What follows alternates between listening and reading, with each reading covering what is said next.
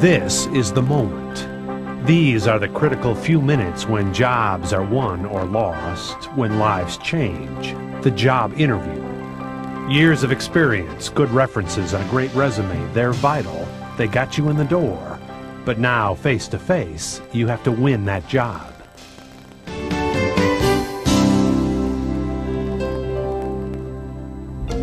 The first key is preparation. Before the interview, it's important to learn all you can about the company. Who are they? What do they do? What problems are they wrestling with? How do they want to grow? Where do they want to expand? And learn more about the people who are going to do the interview. Their title, job description, their personality, their headaches, which, if you get the job, you'll have to solve. To find out, read everything you can at the library. Get a copy of their annual report, visit their website on the internet, and get on the telephone.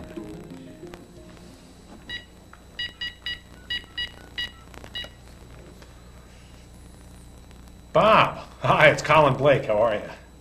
Yeah, we had a great time too. Listen, I didn't want to bring it up at the party, but I've got an interview next week at Zanaco. And yeah, I know you work there. That's why I'm calling. I'm trying to find whatever information I can about that company, about their product range, their culture, anything you can help me with. Competitive information would be great. I need to know everything you know about their headaches, about the problems they're trying to solve. No, I'm meeting with Anita Broderick. She's Vice President of Research and Development. You know her? I didn't know that. That's great. I'd like to know what she's like. Next, go visit the company. First, because you'll learn the best way to get there, and get there on time. But also because you can learn by just watching for a few minutes. What's the culture of this company? How do they act? How do they dress? And is this the kind of place where you'd like to work? In the days before your interview, back home or at the office, in front of a video camera or a mirror or your spouse, practice the typical questions you'll get. Tell me about yourself. Or, why did you leave your last job? What kind of salary do you expect? The key here is to rehearse, to practice, practice, practice. And after a while, I think it got to be the same. And the challenges I have that we've talked about in terms of your company, I think are the ones that are going to make the next 12 years all the more exciting. And look over your resume and anticipate some of the questions that might emerge. For example, if you've written that in your last job you increased sales by 25%, be prepared to talk about how you did that. If you said that you managed a cross-functional team, expect a question about your management style, how you organized and developed your team.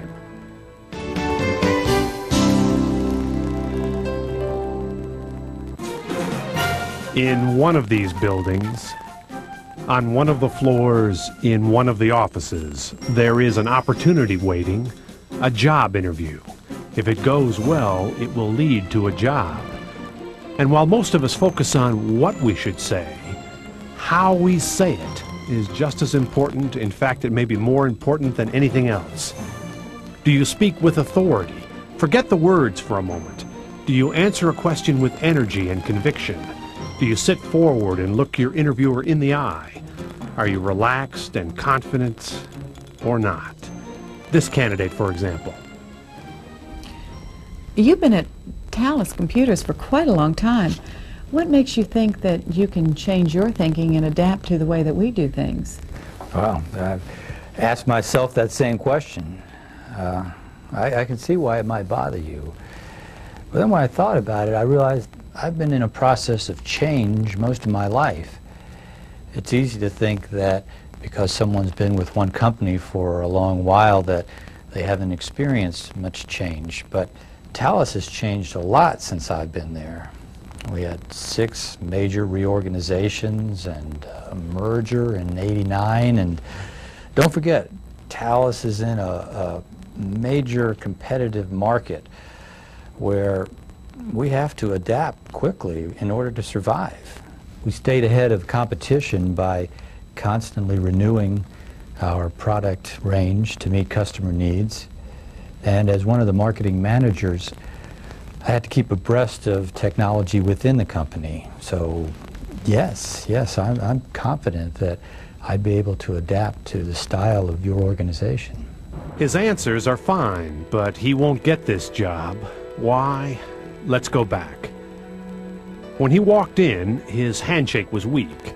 His dress was just a little sloppy. He leaned back in his chair. He made very little eye contact with his interviewer. His head was tilted to one side. And he didn't have much energy, confidence, commitment. Now, let's look at another interview with the same questions and exactly the same answers.